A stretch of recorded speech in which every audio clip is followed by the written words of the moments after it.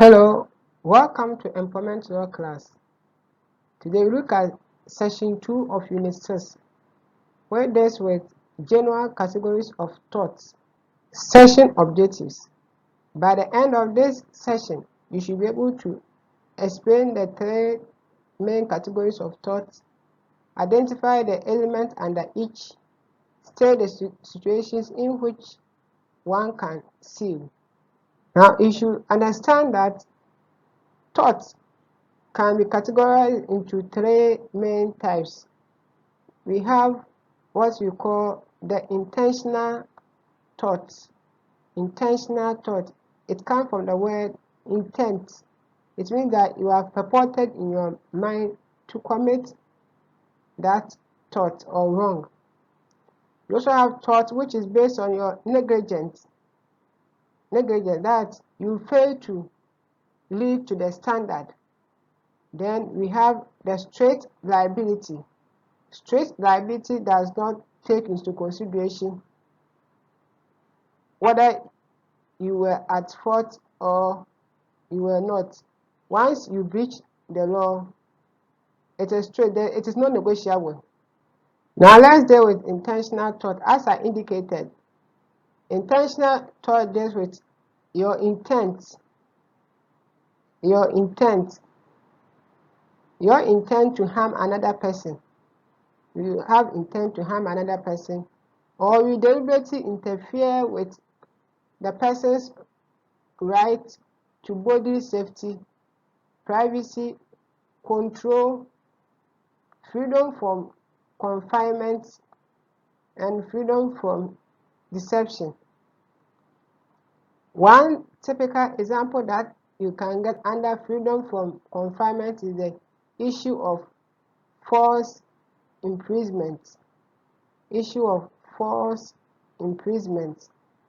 When you imprison someone without the person knowing, it's constitutes a false imprisonment. Like someone is in your room, you lock the person to prevent the person from moving from that angle to another place. It's constitutes false imprisonment. Another example of intentional thought constitutes assault. Assault is when you cause someone to apprehend fear or imminent battery. Battery deals with unpermitted touches. Unpermitted touch. So sometimes you say that assault is incomplete battery. You cause fear, panic by touching the person, which without the person's consent. Evasion of privacy.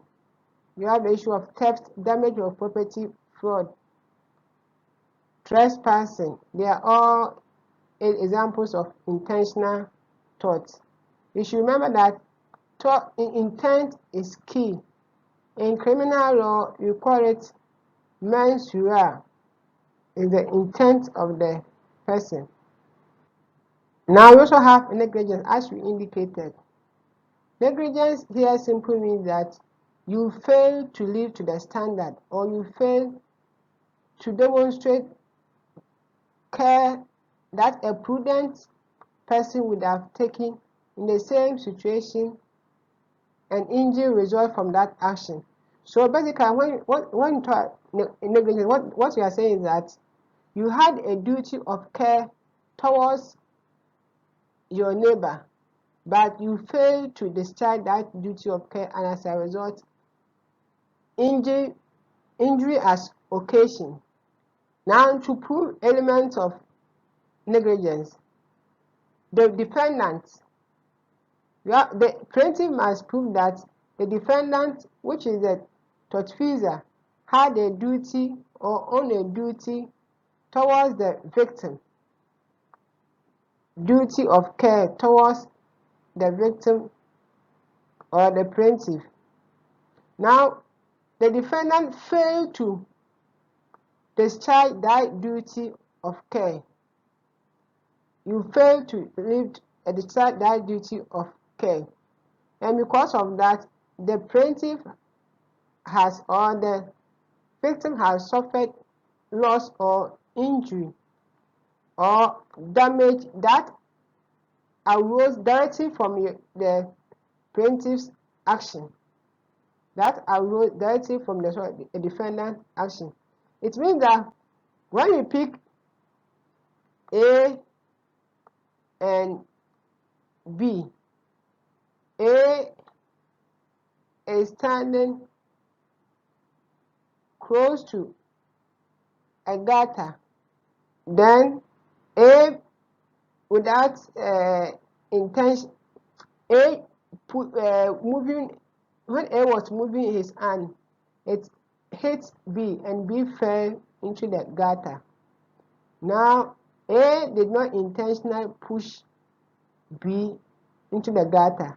However, where B was standing, and per A's conduct, A should have foreseen that what he was doing at that time, if his hand hit B, there could be possibility that B can fall into the gutter.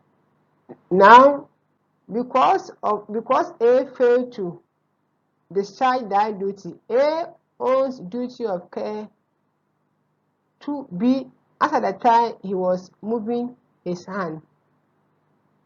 Failing to consider that B could fall into the gutter if his hand hit him. That is the breach of duty. B falling into the gutter may suffer injury. So when all these elements are established, A will be held liable. Now, strict liability. Strict liability, as I indicated, is also an absolute liability. Here, the law fixes the punishment, or if you fail to comply with that provision, you face the punishment. And here, it doesn't consider whether you are at fault or you were negligent. Once you fail to meet the standard, you are caught within the law and you have to face the sanction. And normally, it happens in manufacturing industry.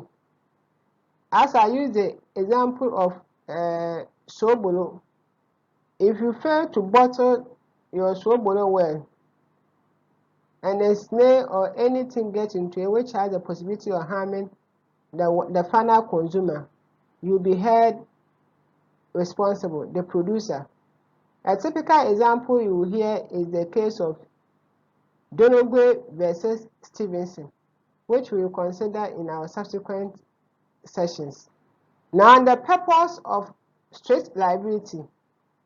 The purpose of strict liability is to regulate the activities, that are acknowledged as necessary and useful to the society, but which pose an abnormal high risk of danger to the public. So, if you're a producer, you have to pay attention to whatever you are producing, whether it has gone through the right process and it is free from harming the consumers. It is not applicable to only consumers, but it's not applicable only to manufacturers, but other businessmen and women as well. Now, for strict liability, you have to prove certain elements. One, you have to prove that the defendant was the manufacturer of the defective product. Because the product has caused injury, you presume that the product is a defective product. You should indicate or prove that the defendant means the one who you are suing, and the plaintiff is the one who is bringing the action. So you prove that it's the defendant who manufactured the product. You also have to prove that the product was defective when the plaintiff purchased. Defective, it means that it was not up to the standard. Now, the defect was present when the defendant sold the product. So the defect was present at the time of the purchase. You should also prove that the defect caused the plaintiff injury. So it is the defect that caused the plaintiff injury. It means that if the person took in the drink and the medical report indicates that it was not the drink that caused the injury by different as the defendant will not be responsible. The injury or damage should have been reasonably foreseeable. So the manufacturer should have foreseen that if he failed to bottle or manufacture the product where it will cause injury to the one who is going to take in. By way of summary, this session we have attempted to explain the three general categories of tort, namely intentional tort, strict liability tort, and negligence. Thank you very much and have a nice day.